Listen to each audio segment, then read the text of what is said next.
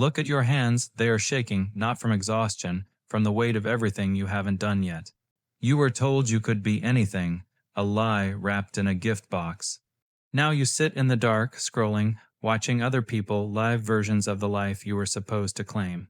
It feels like drowning in an ocean of clear blue water, total freedom, total paralysis. You have 10,000 paths laid out before you. Because you can't pick the perfect one, you take no steps at all. You are a biological masterpiece designed for survival, currently malfunctioning in a world of too much. Your ancestors worried about finding one reliable stream. You worry about which of the 50 career paths will make you look the most successful on a glass screen. It's sickening, the potential you're so proud of. It's a ghost, it's a phantom limb that itches but can't be scratched. You aren't liberated, you are pinned to the floor by the sheer volume of your own possibilities. You're waiting for a sign, a signal, but the noise is too loud. Let's look at why your brain is actually choosing to fail. Imagine a wolf. If you give that wolf 2 rabbits to chase, it might hesitate for a fraction of a second. If you give it 10,000 rabbits, all running in different directions, the wolf doesn't feast, it starves. It stands in the center of the field, head spinning, muscles locking up until it collapses. That wolf is you. Your brain is a piece of hardware designed for a world that no longer exists. For 99% of human history, choice was a luxury we couldn't afford. You ate what was gathered, you married who was in the village, you did the job your father did. It sounds like a cage. To the modern mind, it sounds like a nightmare. But there was a hidden mercy in that cage. It provided a floor, it provided a ceiling. Your brain knew exactly what success looked like, staying alive. Today, that floor has been ripped out. You are floating in a vacuum. We call it opportunity. We call it the American dream. But your biology calls it a threat. Every choice you make carries a hidden tax. Scientists call it cognitive load. Think of it like the RAM in your computer. Every open tab slows the system down. You have 300 tabs open. You are trying to optimize every single detail of your existence, the right diet, the right workout, the right side hustle, the right partner. You spend 4 hours researching a vacuum cleaner on Amazon because you're terrified of making the wrong choice. It's pathetic, isn't it? A creature capable of building pyramids, reduced to a heap of nerves over a piece of plastic. You feel this constant low-level hum of anxiety. It's the sound of your internal processor overheating. You think you're being careful. You think you're being smart by keeping your options open. You aren't, you're just bleeding out. Every minute you spend weighing options is a minute you aren't actually living. The weight of what you could be doing is crushing what you are actually doing. We have more freedom than any king in history, yet we are more medicated and more miserable. The math doesn't add up. Unless, of course, freedom isn't what we were built for. We were built for the hunt. We were built for the narrow path. Now the path is wide enough to get lost in, and you are very, very lost. You're waiting for the perfect moment to start, but there is a biological glitch in your maximizer mindset that ensures that moment never arrives. There are 2 types of people in this world. There are the satisficers and there are the maximizers. One of them survives, the other is you. A satisficer looks for a pair of shoes. They find a pair that fits, looks decent, and stays within budget. They buy them, they leave. They never think about shoes again. You're a maximizer. You don't just want a pair of shoes. You want the best pair of shoes, the most efficient, the most stylish. The ones that signal the highest possible status for the lowest possible price. You spend 3 weeks reading reviews. You watch comparison videos. You look at Reddit threads from 4 years ago. You finally buy the shoes. And the second you put them on, you hate them. Not because they're bad shoes, but because you know somewhere out there a better pair exists. You've poisoned your own satisfaction with the ghost of a better option. This is the maximizer pathology. It is a mental sickness born of abundance. Your brain thinks that because there are 10,000 choices, one of them must be perfect, and if you don't find the perfect one, you've failed. You apply this to everything: your job, your coffee, your spouse, especially your spouse. You sit across from someone who loves you, but you're distracted. You're wondering if there's a better version of them, just one more swipe away. You aren't dating a human, you're shopping for a feature set. It's a cold, lonely way to live. Let's talk about opportunity cost. It sounds like a boring business term. It isn't, it's a predator. Every time you choose to do one thing, you are choosing asterisk, not asterisk, to do 1,000 other things. In a world of limited choice, the cost is low. If there are only two paths, choosing one only costs you one other life, but today. Choosing one path costs you 10,000 potential lives. Every yes is 1,000 tiny funerals for the versions of yourself you'll never be. You feel those deaths. You feel them every time you see someone else succeeding in a field you abandoned. You see a photographer and think, I could have been that. You see a coder and think, I should have done that. You are haunted by your own potential. It's a heavy, invisible backpack you carry everywhere. You think keeping your options open is a form of power. It's actually a form of cowardice. You refuse to commit because commitment feels like a trap, but by refusing to be trapped, you never actually start moving. You're like a car idling in a garage. You're burning fuel, you're making noise, your engine is getting hot, but you're still in the same place you were 5 years ago. Consider the IKEA effect in reverse. We value things more when we build them, but when you have too much choice, you never build anything. You just assemble and disassemble. You try a hobby for 2 weeks. You find a flaw, you quit. You try a new diet. You see a different one on TikTok. You switch.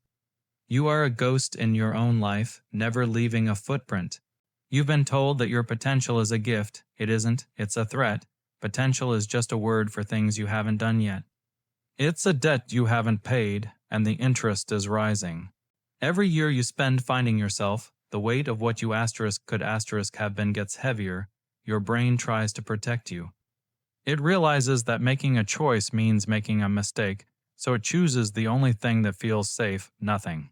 You enter a state of decision paralysis. It's a biological lockdown. Your prefrontal cortex, the part of your brain that handles logic, is screaming at you to pick a direction. But your amygdala, the part that handles fear, is terrified of the wrong choice. So you stay on the couch, you watch Netflix. You scroll through the lives of people who actually picked a path. You think you're resting, you aren't, you're decaying. You are a Ferrari being used as a storage unit. Think about your social circle, or what's left of it. You compare your life to an infinite peer group. In the past, you only had to be better than the 10 guys in your village. Now, you have to be better than everyone on Earth. Your brain can't handle that scale. It wasn't built for it. It sees 1,000,000 people doing better than you, and it concludes that you are the bottom of the heap. It shuts down your motivation to protect your ego. Why try to be a big fish in an infinite pond? It's easier to just stay a tiny, invisible fish. You call it burnout. I call it system failure. You've overloaded the circuit. You've tried to process too much data, and now the lights are flickering. You're waiting for someone to come along and tell you exactly what to do. You're waiting for a boss, a god, or a partner to take the wheel. You're craving a cage because the open sky is making you dizzy. But no one is coming. The doors are wide open, the sun is shining, and you're still sitting in the dark, staring at your phone. You think this is a modern problem. It's not. It's a biological mismatch. Your hardware is 50,000 years old. Your software is trying to run a simulation it was never meant to handle. You're vibrating with the tension of it. You're a bomb that won't go off, and the worst part, you're starting to like the paralysis. Because as long as you don't choose, you can still imagine you're capable of everything. The moment you choose, you become just one thing, and that one thing is never as good as the dream. You're addicted to the dream of who you could be. It's a drug that's making you a slave to your own vanity. Your reflection in the social mirror isn't just distorted. It's a weapon being used against your own sanity. You think the problem is that you can't decide. You think you're just a perfectionist. That's a lie you tell yourself to feel noble. It sounds better than the truth. The truth is much uglier. You are using your potential as a shield. As long as you have potential, you don't have to face reality. Potential is a fantasy world where you are always a winner. In your head, you're a best-selling author. In your head, you're the CEO. In your head, you're a hero. But the second you actually pick up a pen or open a laptop, that fantasy begins to rot. You realize you might actually be mediocre. And your ego cannot handle mediocrity, so you stay paralyzed. You choose the weight of potential because it's lighter than the weight of being ordinary. This is the great modern inversion. We used to fear being trapped. Now we are terrified of being free because freedom means responsibility. If you have only one path and you fail, you can blame the path. You can blame your parents, your village, your God. But if you have 10,000 paths and you still fail, that's on you. That is a weight that breaks bones. To avoid that weight, you've turned your life into a waiting room. You're waiting for a passion to strike you like lightning. You've been told to follow your heart, as if your heart isn't just a muscle pumping blood. Your heart doesn't have a map, it has an appetite, it wants comfort, it wants safety, and nothing is safer than never trying. We've created a culture that worships the pivot. We celebrate the person who quits their job to find themselves. We applaud the person who leaves a relationship because they grew apart. We call it growth. It's usually just a flight response. You've been trained to be a consumer of lives, not a builder of one. You want to try on identities like clothes in a fitting room, but you never buy anything. You just leave the pile of discarded selves on the floor for someone else to clean up. Here is the biological irony. Your brain actually functions best under pressure. It craves constraints. Think of a river. Without banks, it's just a swamp. It's shallow, stagnant, and full of mosquitoes. It goes nowhere. But give that water two hard, rocky banks, give it a narrow path, and it gains power, it gains depth, it can carve through mountains. You have no banks. You are a human swamp. You're spreading yourself so thin across so many interests and potential careers that you've lost all your pressure. You're not deep enough to drown in, and you're not fast enough to follow. We talk about analysis paralysis as if it's an accident. It's not. It's a survival strategy. Your brain is trying to keep the future you alive by never letting the present you take a risk. You're just hiding in the tall grass because you're afraid of the hunt. You've turned your freedom into a prison of maybe. But here is the twist you didn't see coming. The more you try to keep your doors open, the more they actually lock from the outside. Time is the one thing you can't optimize. While you're standing in the hallway, trying to decide which room to enter, the building is slowly catching fire. Every day you don't choose as a choice in itself, it's a choice to stay exactly as you are. You think you're pausing the game, you aren't. The clock is ticking, and the potential you treasure so much is evaporating like mist in the sun. You aren't getting more options as you get older, you're getting fewer. Your limitless world is shrinking every single hour you spend scrolling through the lives of people who are brave enough to be bored with one thing. You're scared of being bored, you're scared of the ordinary. You think that committing to one path is a death sentence, you think it's the end of your story. But you have it backward. Commitment isn't the end of the story, it's the first page. Everything else, all this searching, all this potential, is just the table of contents. And you've been reading the table of contents for 20 years. It's time to actually read the book. But before you can do that, you have to face the most terrifying thing of all. You have to admit that you might not be special. You have to realize that your paralysis isn't a sign of your greatness, it's a sign of your cowardice. Let's peel back the skin on your anxiety. You think you're anxious because you have so much to do. You're wrong. You're anxious because you have nothing to lose. In the old world, if you didn't plant crops, you didn't eat. The stakes were physical, they were immediate. Today, the stakes are invisible. If you fail to live up to your potential, you don't starve. You just sit in a slightly less expensive apartment, eating slightly worse food, feeling slightly more hollow. This is the safety trap. Your brain sees this lack of consequence and panics. Without a must, your could becomes a ghost that haunts you. You are living in the era of the infinite mirror. Every platform you use is designed to show you what you aren't asterisk. You see a 19-year-old with $1 million and your brain treats it as a personal failure. You don't see the luck, the timing, or the 1,000 others who failed. You just see the gap between your reality and their highlight reel. We call this relative deprivation.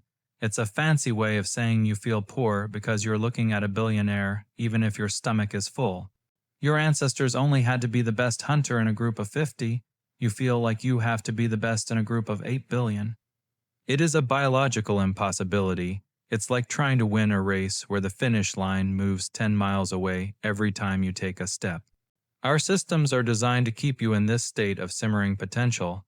The economy doesn't want you to be satisfied. A satisfied person stops buying things. A satisfied person stops scrolling. The system needs you to feel incomplete. It needs you to believe that the next app, the next degree, or the next life hack will be the key that finally unlocks your life. You are being farmed for your attention, and the best way to keep you paying attention is to keep you uncertain. Uncertainty is the fuel of the modern machine. As long as you're paralyzed by choice, you're a perfect consumer. You're always looking for the right choice to buy. Think about the word potential itself. It's a heavy word. It implies a debt you owe to the universe. We tell children they have so much potential, and we think it's a compliment. It's actually a curse. It's a backpack we fill with stones and strap to their shoulders before they can even walk. We've turned life into a performance. You aren't living a life, you're managing a brand. You're so worried about the return on investment of your time that you've forgotten how to spend it. You treat your hobbies like side hustles. You treat your friendships like networking. You've turned your very existence into a spreadsheet. And when the numbers don't add up to perfect, you close the file and stare at the wall. This is the dark philosophy of the modern age. We have replaced meaning with options. Meaning comes from depth. Depth comes from staying in one place long enough to dig a well, but we don't dig wells anymore. We just scratch the surface of 1,000 different spots, complaining that we're thirsty. We've mistaken the breadth of our choices for the depth of our character. You think having more options makes you a more complex person. It actually makes you more shallow. You are a mile wide and an inch deep. You're a flickering light bulb that never stays on long enough to illuminate anything. There is a term for this in nature, biological stagnation. When an organism has no predators and no scarcity, it stops evolving, it gets soft, it gets slow. It loses the traits that made it a masterpiece. You are becoming a domestic version of a wild animal. You have all the hardware for the hunt, but you're living in a petting zoo. The paralysis you feel is the rot of your own unused power. It's the sound of a hyper-performance engine rusting in the rain. You think you're waiting for the right life to start, but this gray, vibrating, anxious state is your life. This is the only one you get. And you're spending it in the lobby, waiting for a flight that isn't on the board. You've been told that freedom is the absence of walls. That's a lie. Total freedom is a void. It's a vacuum that sucks the air out of your lungs. True freedom isn't the ability to do anything. It's the ability to do one thing and be okay with the fact that you're missing out on everything else. But you aren't ready to hear that yet. You're still clinging to the idea that you can have it all. You're still trying to find a way to eat the cake and keep it too. You're waiting for a trick, a shortcut, a way to bypass the pain of sacrifice. There is no shortcut. There is only the blade, and it's time to start cutting. Stop waiting for the fog to clear. It won't. The world will only get louder, faster, and more crowded with better options. Your cure isn't more information. It isn't a new morning routine. It's a funeral. You need to bury the ghost of the person you could be. That version of you is a parasite. It's eating your time and your sanity. True power comes from the narrow gate. You must choose your own prison. Pick a path, any path, commit to it until it hurts. The moment you decide that this, and only this is your life, the paralysis ends, the weight lifts, you will feel a cold, sharp clarity. You are no longer a leaf in the wind, you are a stone in the dirt. It's not as exciting as the dream, it's better, it's real. You've spent years trying to keep every door open. All you've done is create a draft that's freezing you to death. Close the doors, lock them. Find the one room that matters and stay there. It's time to stop being a collection of possibilities and start being a person. But choosing a path is only the start. Once you're in the room, you have to face the person waiting for you in the mirror, and that's where the real horror begins. Next time, we'll talk about why you're actually terrified of success.